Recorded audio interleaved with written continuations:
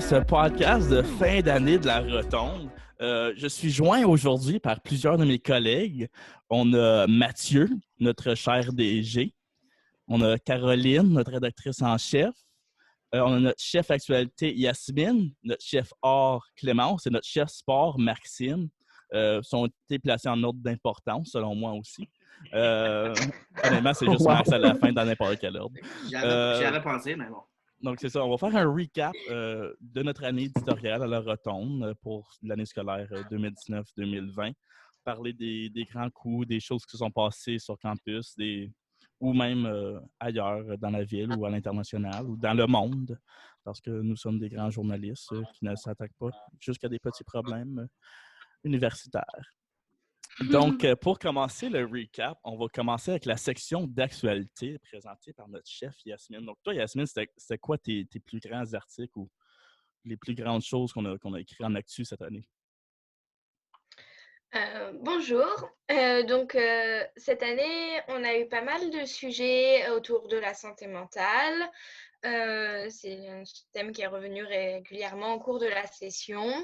Également autour de l'inclusivité sur le campus. On a eu un premier gros article sur l'exposition de l'Église de la Scientologie, notamment avec le thème de la santé mentale.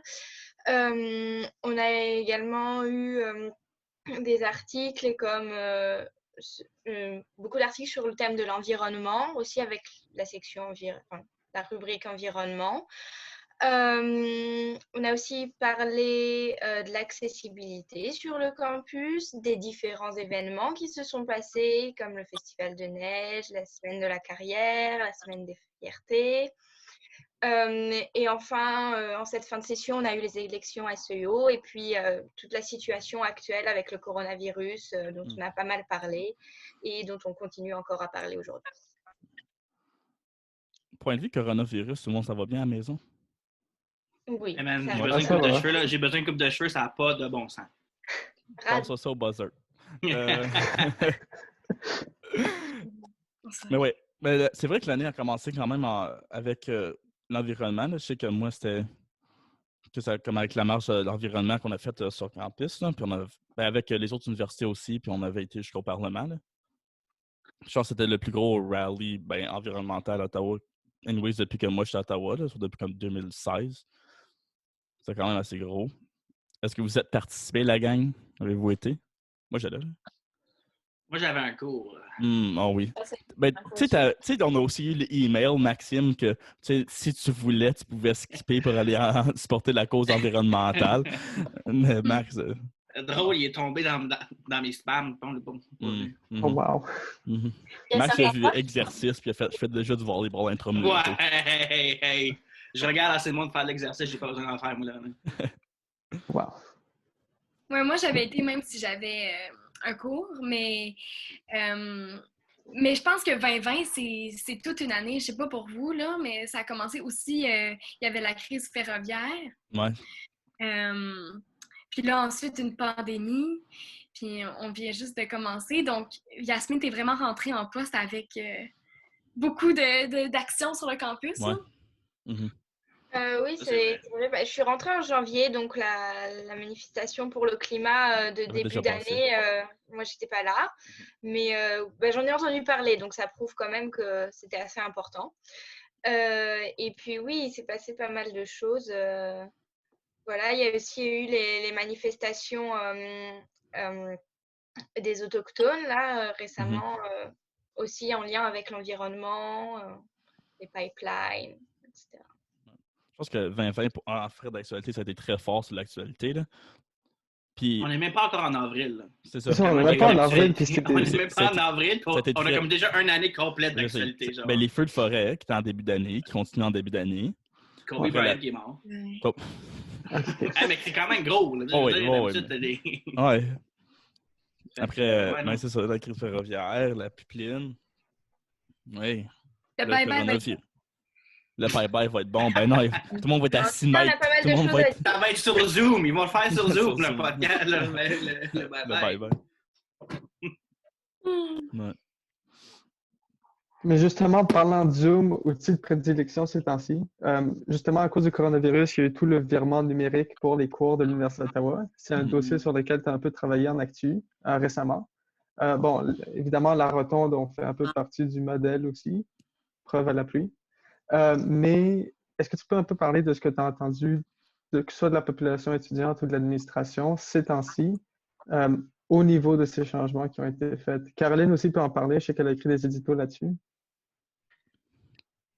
Oui, je peux commencer.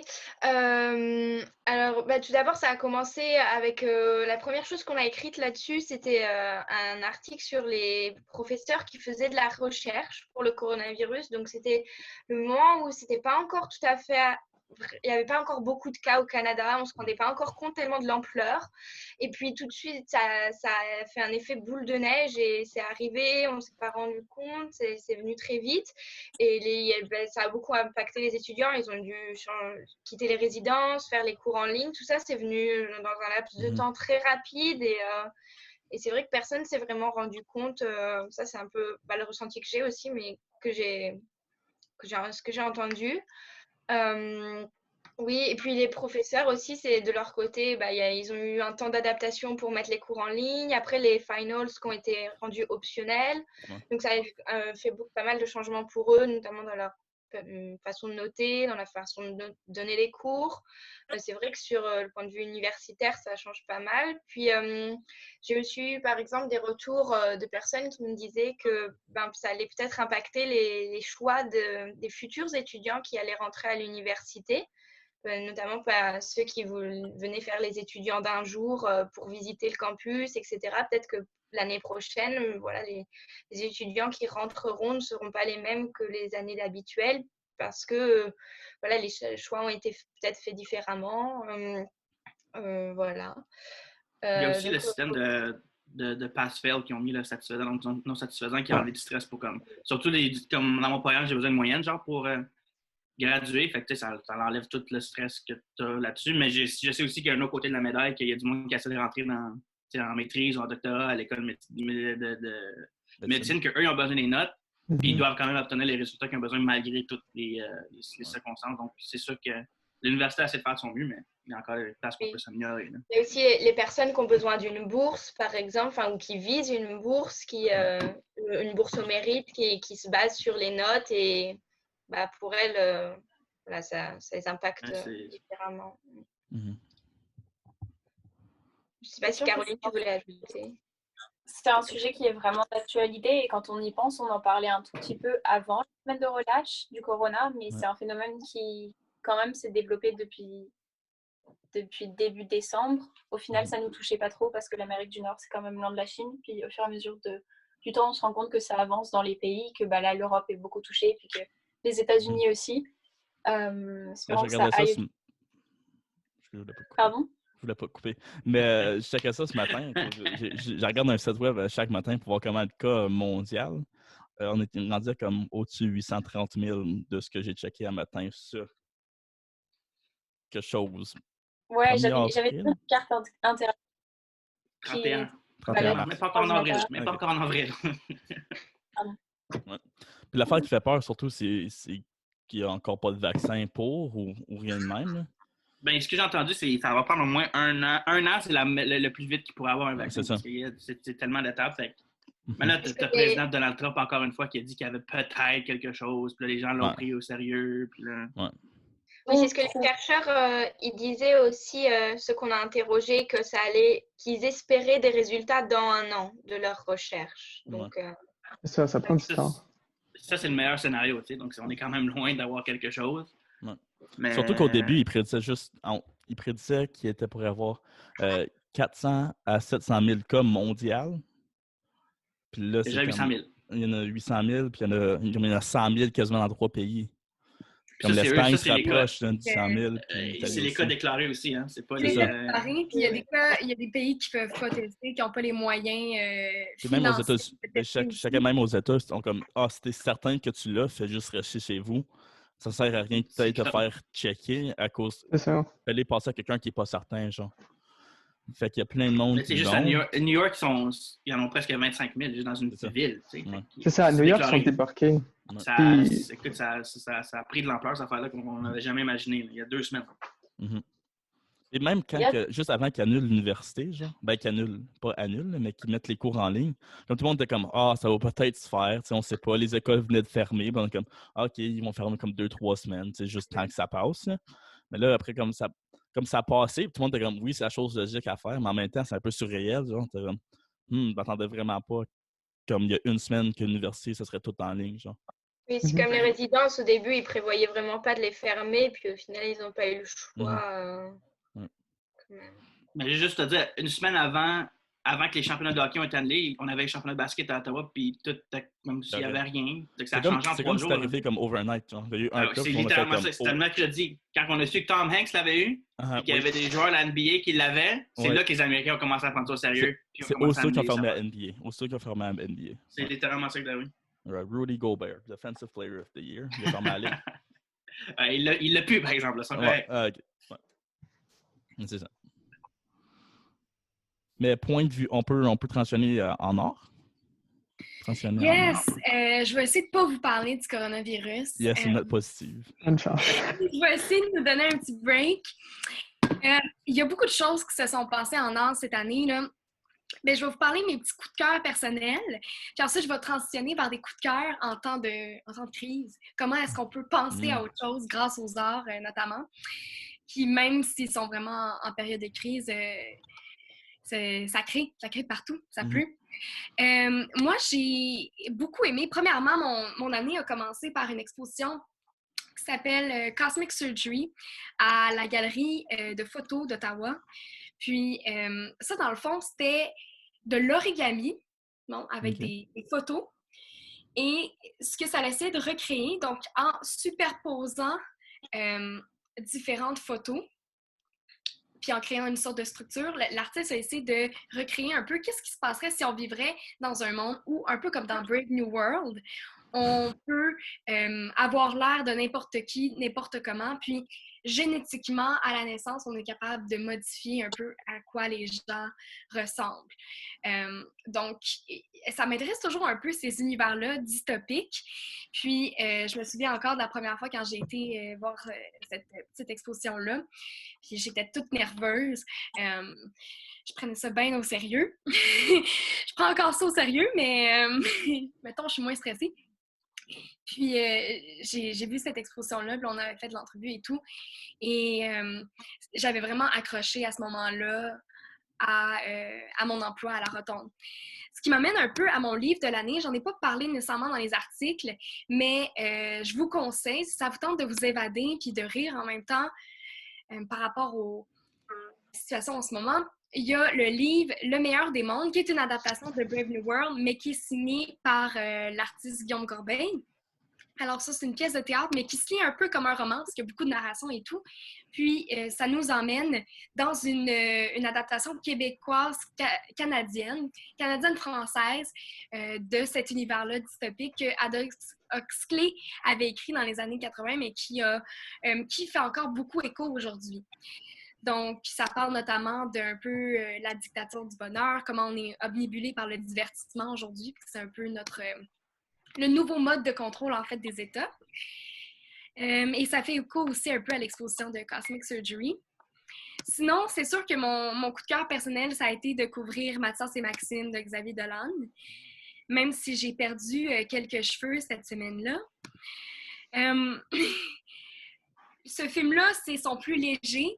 Donc, si vous êtes habitué de regarder des films de Xavier Dolan, vous savez que c'est... Je ne sais pas s'il y en a ici dans l'équipe qui en ont déjà écouté ou si je parle un peu tout seul par rapport à ça. En tout cas, si jamais vous en écoutez, n'hésitez pas à intervenir dans la discussion.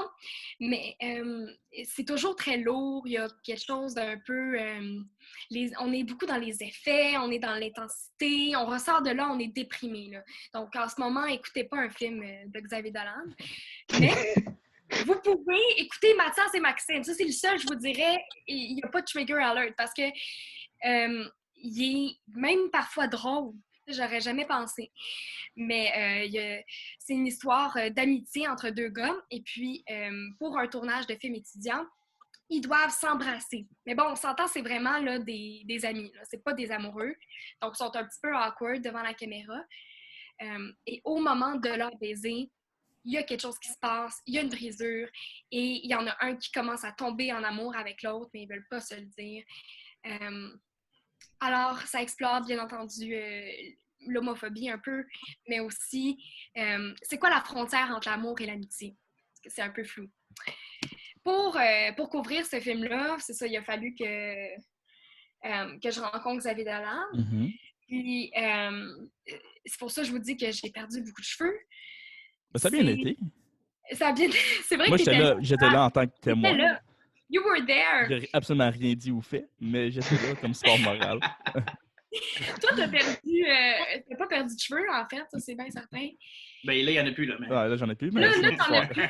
D'ailleurs, ouais, vous pouvez vous imaginer ça dans votre tête de chez vous.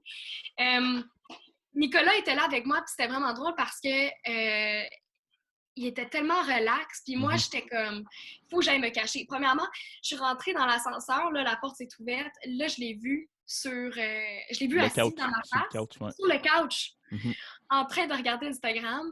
Puis c'est là que j'ai commencé à vraiment paniquer. J'ai dit, il faut qu'on aille se cacher. Fait que là, on est allé se cacher dans le corridor. Puis on a attendu quand même, combien de temps, Nicolas?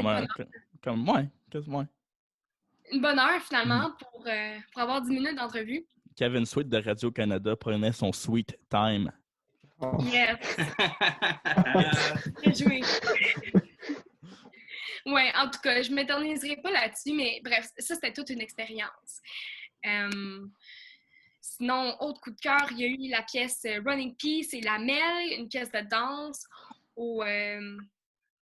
au Centre national des arts, non, à la Nouvelle Scène. Et ça, j'étais allée voir ça avec l'ancienne rédactrice en chef, Emmanuelle.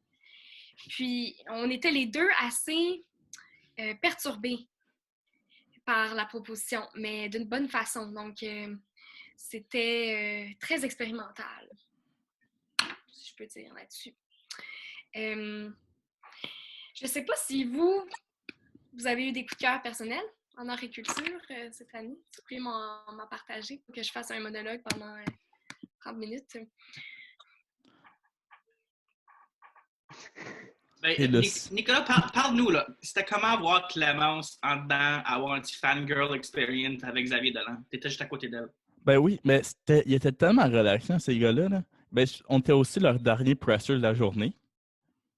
On était leur dernier de la journée. Fait qu'il y avait juste hâte d'en avoir fini. Il y avait juste hâte d'en finir. Puis tu sais, quand la fatigue s'éteint, puis après le monde commence à être un peu délusionnel. Fait que là, il a fait Gab d'Almeidas Fritas. C'est ça son nom? C'est Gabriel d'Almeidas Fritas. Ah, c'est ça. Okay.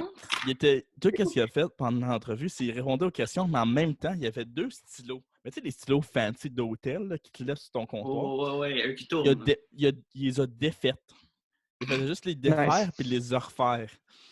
Puis pendant ce temps-là, Clémence, ça pose des questions. Oui, puis lui, il était juste en train de le faire. Après, ils ont commencé à stacker des pommes puis des verres, un par-dessus l'autre. C'est vraiment n'importe quoi, mais c'est magique. C'est magique. Je peux pas imaginer. À ce niveau-là, j'ai jamais fait une entrevue où, littéralement, l'interlocuteur faisait de l'origami. Oui, c'est vrai. Pendant l'entrevue. C'est vrai. Où a littéralement déconstruit tout ce qu'il y avait sur la table. Oui. Pour le reconstruire dans une forme d'art abstrait. Ouais. Ça, c'était assez frappant. Mais comme c'est là que le fait d'être à la rotonde a aidé, parce que si on avait été de Radio-Canada, il l'aurait pas fait ça. Non, c'est ça. Ouais. Mais ça, c'est cool comme histoire. Ça, c'est une bonne histoire à avoir dans 20 ans, genre, à raconter à tes enfants. Là. Oh, ouais, finalement, je posais des questions pendant qu'ils faisaient des pyramides de pommes. Ouais.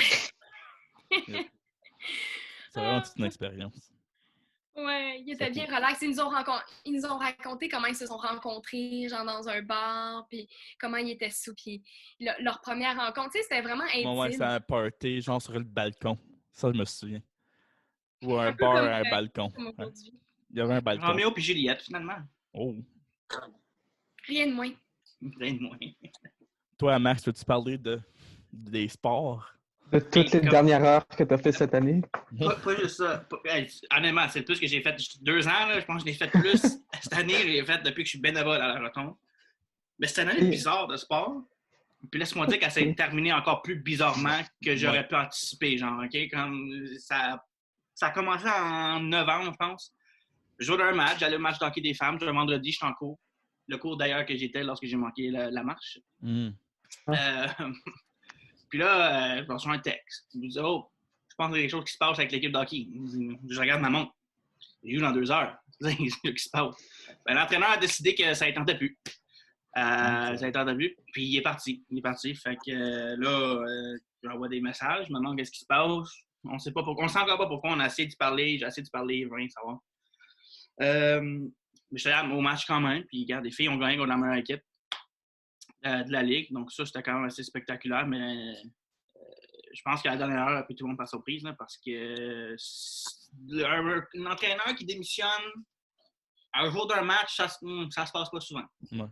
Puis là, je pensais, OK, ça sera pas plus bizarre que ça. Ben non, toi, la semaine passée, pendant toute la pandémie, le coach de football, ça ne tente plus. Ouais. Il est parti. Donc, il y a 2 entraîneurs qui sont partis pendant des temps vraiment bizarres cette année. Les 2, on sait qu'il y a quelque chose qui s'est passé, mais on ne sait pas vraiment c'est quoi. Le coach de football, Barresi, on a essayé, plusieurs médias en fait, on a essayé le Sun d'Ottawa et le Droit, moi. On a essayé d'avoir une réponse, puis il veut rien dire, mais on sait dans ce cas-là qu'il y a eu comme séparation parce qu'il a quand même démissionné pendant une pandémie mondiale. On s'entend que il travaillait chez lui.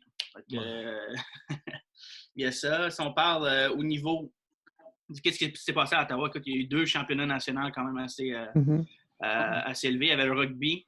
Écoute, le rugby, le jour avant le rugby, j'ai les GGs qui me demandent de faire la description d'un sport que j'avais jamais regardé de ma vie.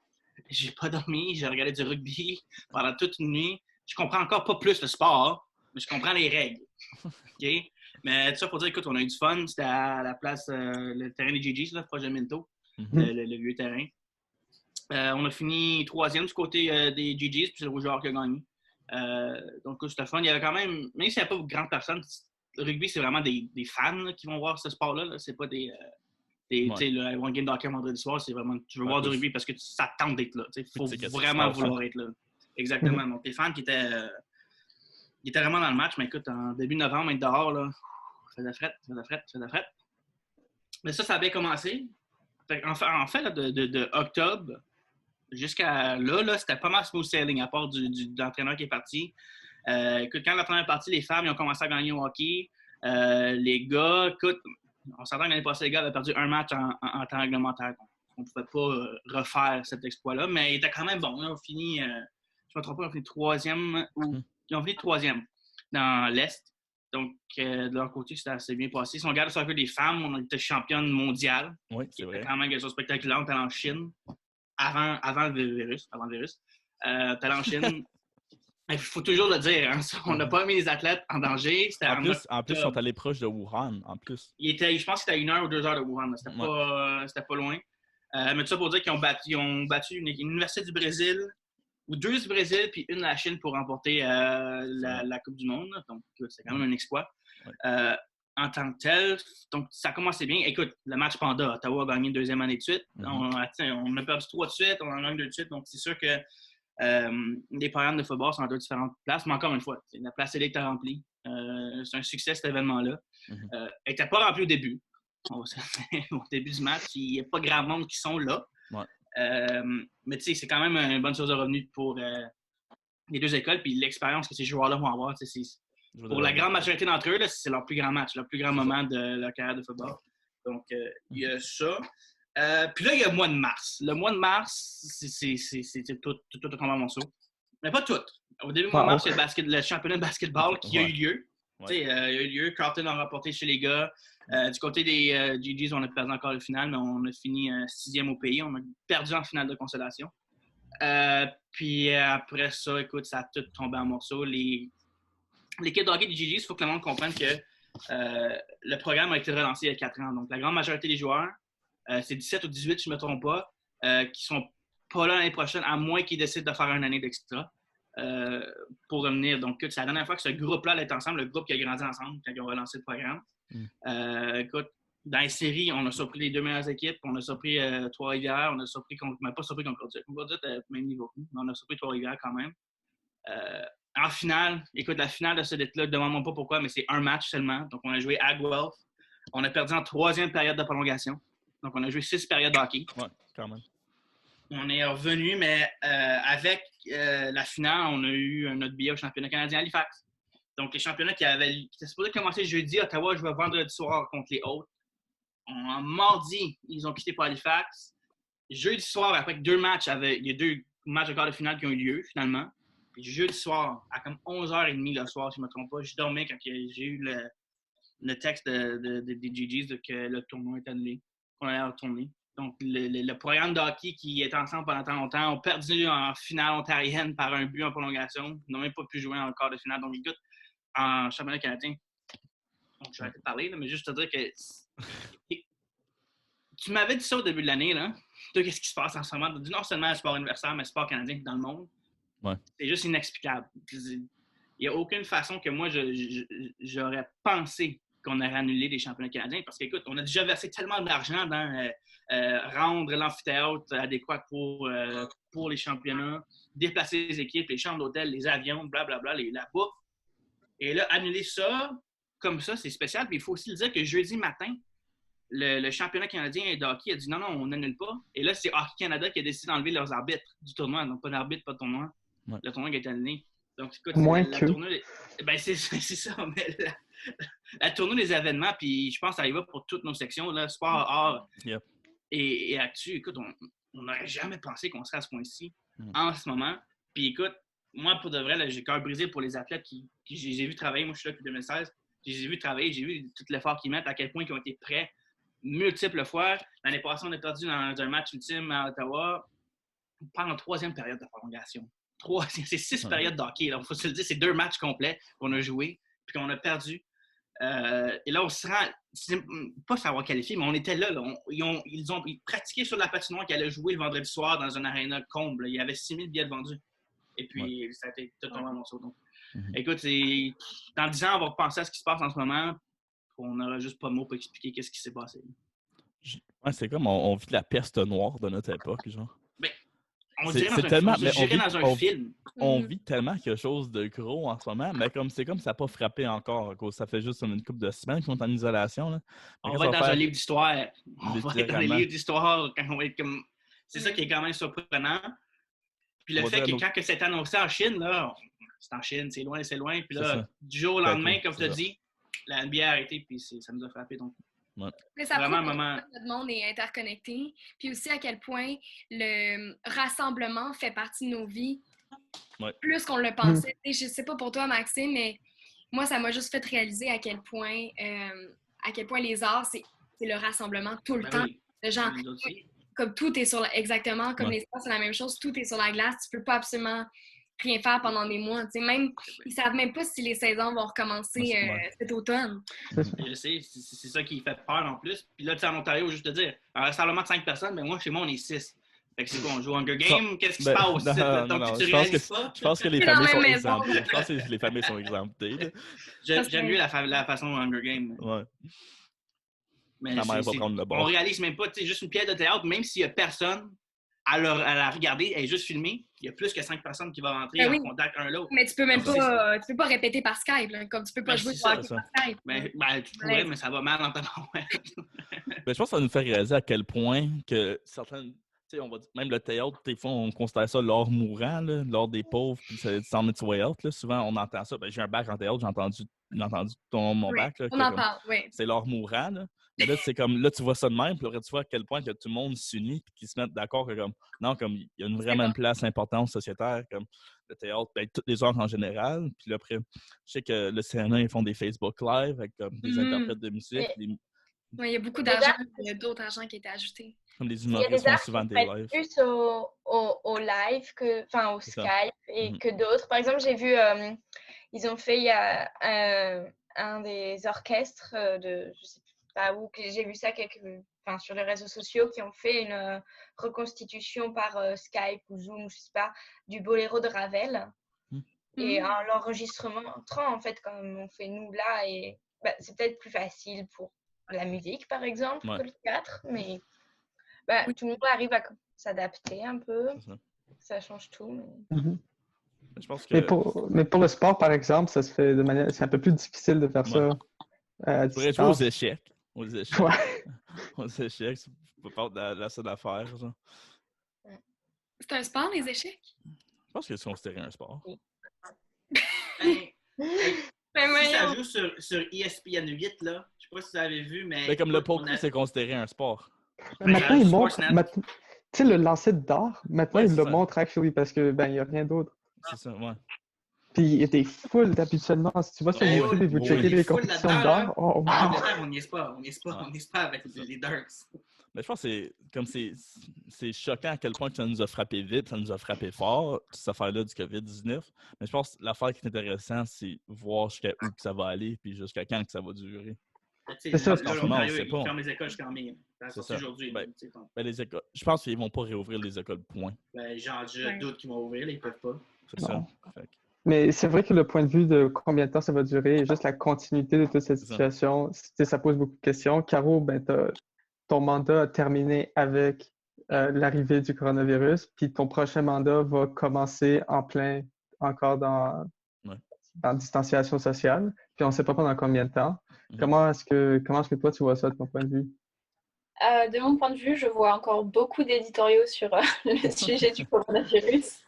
J'en ai déjà écrit quelques-uns et je suis particulièrement touchée par cette situation du fait que moi, je suis étudiante internationale, je viens de France, comme Yasmine, notre chef actu. Et pour rebondir sur ce que disait Nicolas, j'ai dû en fait booker un avion pour rentrer en France dans la journée en fait. Et ça a été extrêmement déstabilisant de savoir que le vendredi, les cours étaient annulés, que ma sœur est rentrée en France le lundi et que moi, je suis repartie genre le mercredi. Et ça s'est fait en fait en l'espace d'une semaine où on te dit, OK, tout ce que tu as connu, tout ce que tu voulais faire cette année, tu vas juste pas pouvoir le faire parce que il y a un virus qui fait que tu dois rentrer chez toi, tu dois penser à toi et te protéger. Et c'est vrai que j'ai commencé déjà mon mandat dans un contexte un peu particulier puisque j'ai commencé en janvier du fait de la démission de la rédactrice en chef précédente et que je pensais au moins avoir le temps de pouvoir finir sur une bonne, je dirais pas sur une bonne note parce que on va finir sur une bonne note, mais je pensais pas qu'il serait encore plus abrégé que ça. Et au final, finir c'est ce avec qui un se passe. souper d'équipe, genre. Ouais, ben, on peut faire un souper Faire sur sur Zoom Zoom. si vous voulez. On va faire sur Zoom. Il y a quelqu'un qui va avoir une belle assiette, puis moi avec mes chicken fingers. Non, mais tu sais, moi aussi, comme Massé, j'aurais pas de graduation, moi, mais genre Ah, moi un non PDF plus. ou Moi je non sais pas plus. quoi. Ouais. Par la poste, Maxime, par la poste. Ah, OK, ils sont fins. Je t'assure qu'ils allaient avoir un PDF, puis peut-être Chum imprime-le, bye-bye. Non, mais faut que tu fasses ta demande de grade. Faut pas oublier de faire ta demande de grade. Brevet. Ah ouais, elle est faite. Ouais. On va zoomer Jacques Frémont. Moi, j'attends. Tout le monde en ligne qui font juste lui donner la main virtuellement. Merci. Moi, je serais down de faire ça. Ouais. Mais c'est ça. Puis là, les cours d'été sont officiellement tout en ligne. Yes. Ça, c'est quand même un big step de l'université, genre. Mais en tout cas, les gens qui appartiennent Zoom, là, ils ont un haut en revenu et pas à peu près. Yep. Mais moi, je trouve ça intéressant parce que peut-être que l'université va voir que finalement, c'est possible de faire les cours à distance, puis ça coûterait moins cher pour tout le monde qui est là, l'université. Mais en même temps, c'est vraiment moins intéressant. Là, non, c'est pas le fun. Non, je sais, mais je parle pas pour des cours de droit, genre, je parle pour des. Comme des cours d'été, qui ont tous les cours d'été maintenant. Les petits cours offerts qui sont pendant l'été, ça va être offert en ligne. C'est sûr que ça a permis à l'université de tester des nouvelles choses. Ouais. Puis, aussi, je sais que comme. En parlant de job, là, pour l'été, c'est pas facile pour les étudiants non plus. Là. Essayer de trouver un job en pleine pandémie ou que tout est fermé, genre, c'est comme. J'ai eu plusieurs retours là-dessus aussi, notamment quand j'ai fait l'article sur comment ça se passe le travail pendant la pandémie. Il y en a un des interviewés qui me disait aussi oui, je sais pas comment ça va se passer pour cet été parce que je suis censée trouver un job et là actuellement c'est impossible. Et même personnellement, je suis dans la même situation. J'ai un stage de prévu pour cet été. Je sais pas s'il va être annulé ou pas. S'il est annulé, comment ça se passe pour en chercher un autre? Puisque même si tu candidates, les entreprises elles ont autre chose à faire actuellement que de répondre à un mail candidature pour un stage en juillet. On est en train de couler là, les gars. Il y a autre chose à faire que de penser aux stagiaires, quoi.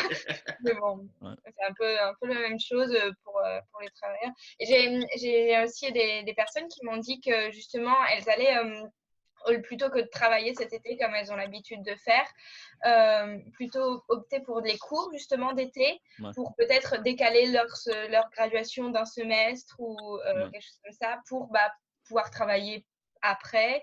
Enfin, peut-être inverser des sessions comme ça entre travail et cours pour essayer d'éviter de perdre du temps et aussi d'éviter de rester à la maison sans rien faire, même pendant l'été, une fois qu'on pourra partir, enfin, une fois que ce sera levé.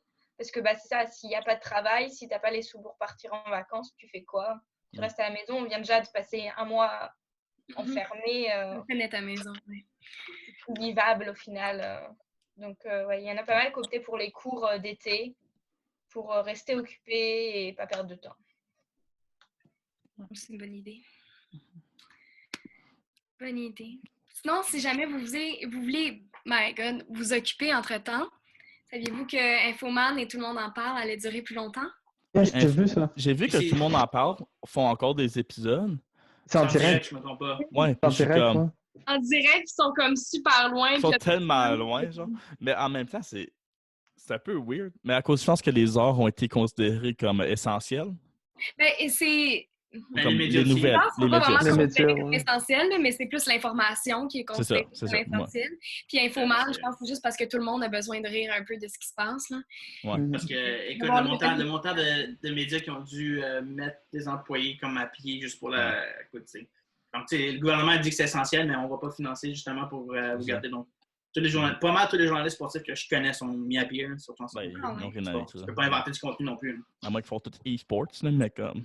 Non, pas ça pour vendre du gros cash. Le tournoi ça, de League of Legends en fin de semaine, Jérôme 65 ans. C'est quoi ça? C'est pas du hockey?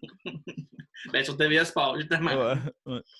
Mais la rotonde va continuer cet été. La rotonde va continuer cet été. Tu vois, nous, on était wise, là. On l'a vu venir, la pandémie. On met tout en ligne tout de suite. À cause, anyways, c'est voir une pandémie. C'est pas à cause du peu du gouvernement, pas en tout. Non. Non, pas du tout, pas du tout. On l'a vu venir. Mais à notre dernière rencontre, quand on était en personne, il n'y a personne qui pensait à ça. On était tellement chill.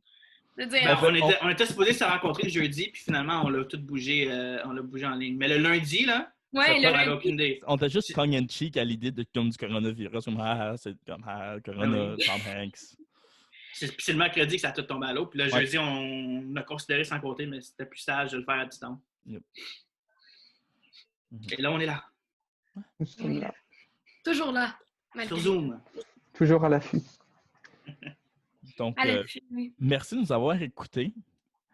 J'espère que ça a été un beau recap de notre année et malgré les hauts et les bas de ce corona à la fin. Donc, merci de nous avoir lus, de nous avoir écoutés, de nous avoir... c'est pas mal ça que vous faites. Nous avoir liké sur les médias sociaux. Donc, c'est ça. Arrêtez pas de nous suivre. On sort quand même des articles. Et c'est ça. Stay safe. Toussez dans votre coude. Lavez vos mains. 2 mètres de distance. 2 mètres de distance. Tuez pas votre famille. Vous avez le droit de rester ensemble, même si c'est plus que